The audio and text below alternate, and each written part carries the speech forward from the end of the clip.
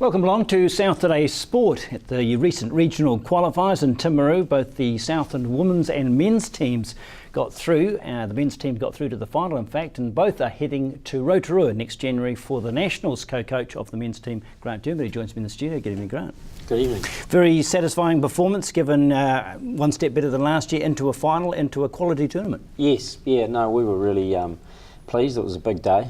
New squad. You know, a few guys out with injury, and so yeah, it was a real good test, and we made progress through the day. So we were really pleased with what we, where we finished, but also sort of what we found out probably, which is a key part of the exercise. Relatively inexperienced squad, and a couple of key members missing late in the piece. Yeah, we lost Brian on the Monday night to a hamstring injury.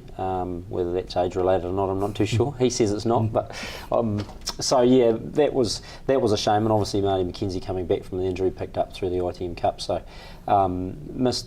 Those two players weren't available, and so we had to go through without them. But in saying that, that's a good opportunity, you know, to really test systems. It put a lot of weight on probably likes of Alex Taylor and Scott Eads' shoulders, but they really responded magnificently, those two in particular.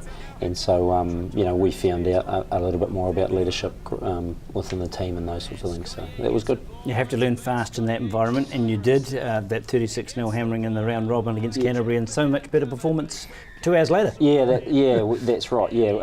Yeah, well, those tournaments are about building momentum, and you know, a lot of it we feel was about you know, learning, but also, you know, assessing. You get to see teams so you can, you know, assess them and get a strategy worked out around them, but also it's about that preparation between games, you know, how well you do your recovery sessions, your hydration and your eating and those sorts of things. And that's something we aspire to be really, really good at, because we think it, you know, gives you that little bit of edge, and it requires a bit of discipline, and probably a few of the younger players probably found out a little bit about that, but that's good for them to find out in that environment as opposed to find out at Nationals. So it's good test of systems, and good, you know, you can talk to them as much as you want about those sorts of things until they actually feel the running out of energy or the lactic acid build up because of hydration, that they don't realise the importance of it. So it was good from that perspective.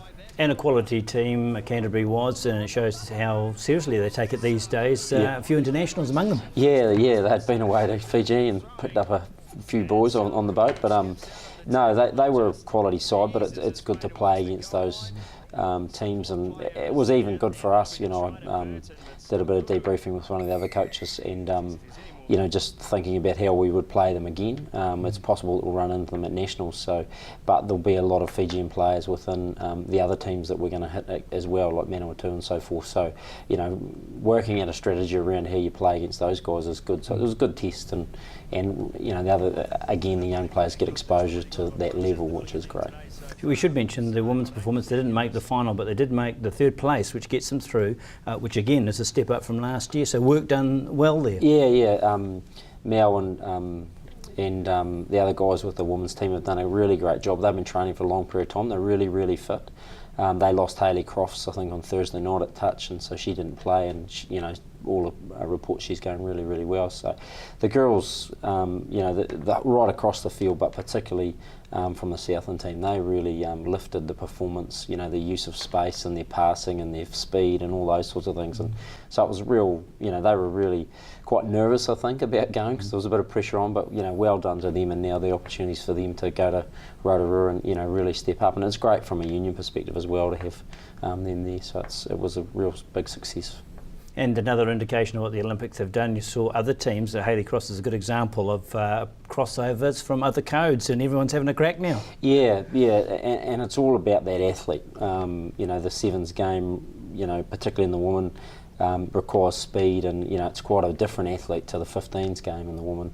And the men's is the same as well. So yeah, it's great to be bringing new people into our sport of rugby, and, you know, it creates a really positive vibe, and you know, that we shared a tent with the girls during the day, and, you know, they follow our success, we follow their success. So you know, it's a really positive aspect that's added to the game. In my view, it's great. And critical preparation, it was only a few years ago when you first involved, you get maybe a game a week before and then off to the Nationals. We'd be there. Tournament would be at Boys High and between ourselves. But no, we'd been away to Otago 2 weeks before and played in a small tournament there, South Canterbury and Otago, and then this one, and then we'll go and play, Otago probably 2 times again.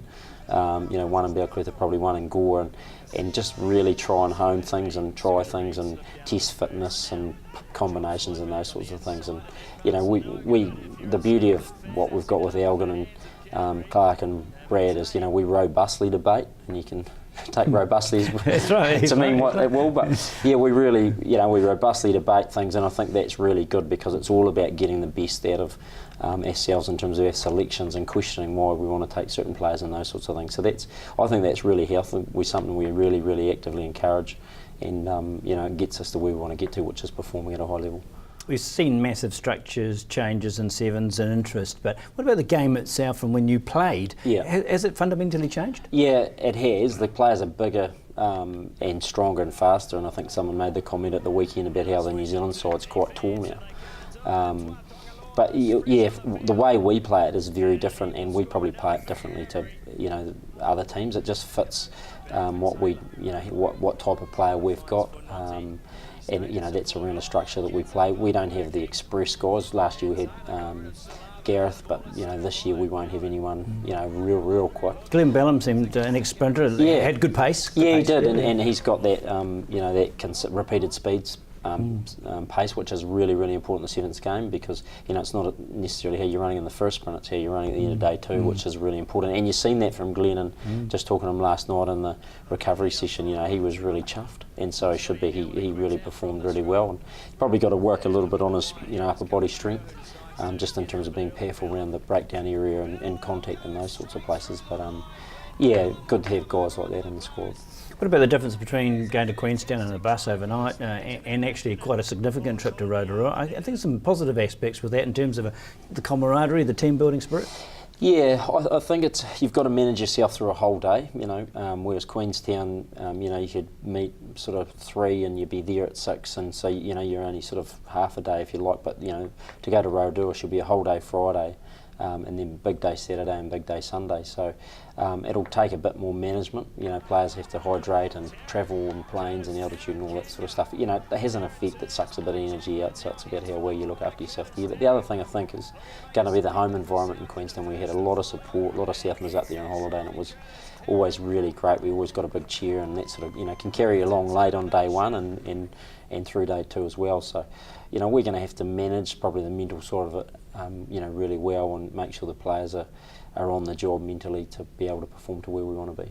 I recall a game a few years ago, Horowhenua Kapiti down 16-0 to Auckland in a final and won. Yeah. It's the T20, isn't it, of rugby, giving a smaller squad a chance to beat a big guy. Yeah, and I've always had the view that the best players in the world, and we've probably seen it on Sunday night, didn't we, with the All Blacks? If you put pressure on them, they just they lose their greatness. Yeah, and so that's something we try and do against the Aucklands and those sorts of bigger sides, is just try and create pressure on them. And that's 2 things in sevens. That's keeping hold of the ball and then using the width and making them chase the ball, because we say to our guys, the ball, you never hear the ball puffing.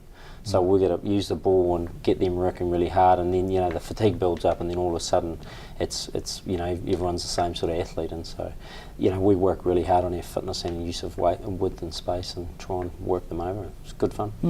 And as well as a bit of provincial pride, there's always Gordon Titchin sitting there with his notebook on the sideline looking for any talent, and he named an enormous squad afterwards, so yes, there are some individual opportunities there. Yeah, absolutely, and I think it's well recognised that Gordon's very, very good at talent ID. We had a couple of guys last year he was interested in, but obviously he first looks at the talent, next look at the fitness test, and so if your fitness testing's not at the level he expects, then he's pretty quick to give you the feedback, and he expects very high standards, and if you don't come up to speed quite quickly, then you'll because he just knows what it was required at that really top level, because the New Zealand team's probably not the fastest team in that international circuit, but they certainly are the fittest and probably the most savvy consistently, so old Titch pretty big on fitness. Because while we were preparing, everyone else in the world is too. So we've got to watch our backs, don't we? Yeah, absolutely. Well, the Canterbury guys had a couple of Chilean players or Brazilian players, and don't know what now Chilean, but yeah, they were coming over as part of their growth and development of the game, which is great for rugby, isn't it? To have that global exposure, and it's a big opportunity, and great for these young players. They've got a big opportunity. All the very best for the Nationals. We'll talk to you after that. Yeah, thank you. And to the women too, their first appearance at the Nationals. That'll be something to savour, and we'll bring you coverage of that later in 2014. For the moment, that's South Today Tonight. Good night.